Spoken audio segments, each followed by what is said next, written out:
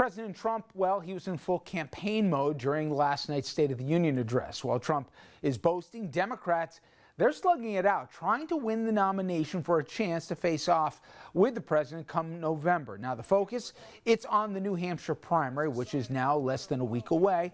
Joe Biden, he's heading into that state coming off a disappointing performance in the Iowa caucuses. Now, it looked like he won't even make it in the top three when it's all said and done. The counting's finally finished. Bernie Sanders, he's heading into New Hampshire looking good after a strong performance in Iowa. He's also polling well in New Hampshire, a border state to obviously Vermont.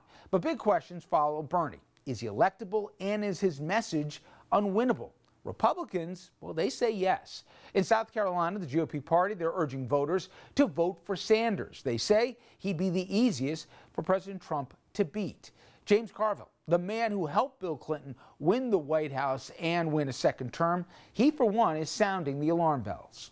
I've seen some pretty good polls that show enthusiasm among Democrats is not as high as we might like it. So there's something with, as people are watching this process, that is concerning them. This party needs to wake up and make sure that we talk about things that are relevant to people. We need to go back to 2018, where we had good, diverse, strong candidates. And joining me now to discuss, former Democratic Senator from Louisiana, John Breaux. Senator, thank you. And I wonder, first off, do you miss your old day job when you see days like today? Let me think about that. No. No, I think it's so totally different from the time when we were there, when people actually talked to each other and worked together instead of fighting 24/7. To that end, let me drag you back in there. If you were back as a senator, how would you have voted today vis-a-vis impeachment? I had suggested, Richard, a while back that what the Senate should have done in the House really was to work in the offering of a censure resolution, which would have reprimanded President Trump. That would have only taken 51 votes to pass, and I think there'd be enough Republicans to support Democratic efforts in censuring the president. I said all along there was not enough votes to convict him, taking 67 votes, but I think a censure resolution would have been the better way to go. You know, I'm learning not to get surprised by anything anymore, Senator, but I couldn't believe at the end of the day there wasn't 4 Republicans that wanted to have Bolton testify. And then the contortions for rationalizing it as to why, I really, at least I always thought, whether you're a member of the House or the Senate or whatever, you want to protect your body politics power and influence. And the idea that they just handed it over to the executive branch and the precedent that it sets, even though 3/4 of Americans wanted to hear what the guy had to say, I got to admit, I did not see even that as something we couldn't agree on. Yeah, you're absolutely correct, Richard. I think that you don't have a trial without witnesses, and that's what we had in the Senate. When I was back with with Bill Clinton, we had witnesses. We had 3 witnesses before the Senate that were not before the House, and we listened to those witnesses' deposition, and then the Senate took action. But I think some of the best witnesses were never able to be presented. I mean, Mick Mulvaney, number 1, John Bolton, number 2, are people who were on the absolute inside and knew what was happening on a day-to-day basis, and yet the Senate never heard from them, American people never heard from them, and you can't have a trial without witnesses.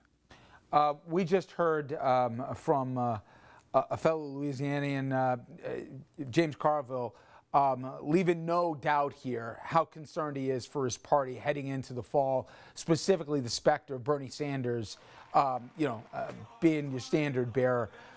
I got to admit, I'm with him. I don't see how Democrats can win with a candidate that Trump's all but begging to face in a general, and we know already in South Carolina that Republicans are being urged to cross lines where they can there and vote for Sanders in the primary that's coming up. Sometimes the worst enemy of Democrats or fellow Democrats here, a lack of somebody, cracking the whip here a little bit and say, guys, the goal here is to win. Yeah, I mean, my buddy James Carville said that Trump cannot win this election, but Democrats could lose this election. And I think that what we're talking about is that we continue to fight as much as we are and not be organized. I think we could lose it. I mean, I've personally think that we need a candidate that can sell the fact that they could win, not one that's too far to the left or too far to the right. And I want to ask you a little bit more in 2020, but about last night, the Medal of Freedom to Rush Limbaugh in the middle of a State of the Union. I understand there's different bases and different constituencies, but I mean, when you go through the guy's greatest hits, like we are, really? I mean, didn't that say for a moment, wrong place, wrong guy, wrong time? Absolutely. I mean, the point I'm making is that the State of the Union could be a call to unite the country and bring both sides together. The Rush Limbaugh Medal of Freedom at a State of the Union address was appealing to only one segment of the party, and I would argue a fairly narrow segment even of the Republican Party. So it shows that he wasn't really interested in reaching out to Democrats or to independents or to more moderate Republicans. He was just trying to solidify his base, which I think he already has. Senator, in terms of the Democrat that would give the party the best chance, I agree with what you're saying. They got to have bring back some of the folks that didn't want to vote for Hillary, that voted for Trump last time, and also keep the base. A lot of us thought that was Joe Biden. We saw what happened in Iowa. He's not polling well in New Hampshire. He's running low on cash. At what point does the party have to say, listen, if we want a moderate or something approaching a moderate here to be our candidate, somebody's got to step aside here, or we got to either get behind Bloomberg or whatever. How are these conversations, do you think, working right now? And when does the come to Jesus conversation happen, with Super Tuesday not too far away? Well, Richard, I think it's easy to overestimate the importance of the Iowa caucuses. It's a very small segment of the people in Iowa that even voted, only about 16% I've heard. It's a state that is basically all white. It's not diverse, very few Hispanics and minorities. It doesn't represent the entire country.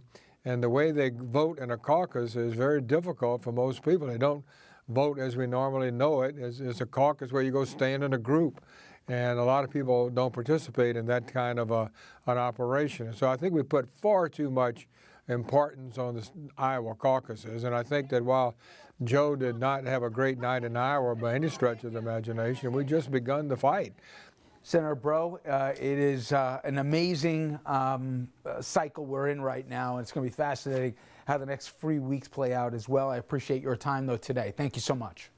Absolutely, Richard. Thank you. All right, everyone, when we come back, it is, as I said off the top, a historic day in Washington, and we're going to bring you some floor highlights from the impeachment debate as we finally wrap up the trial of Donald Trump.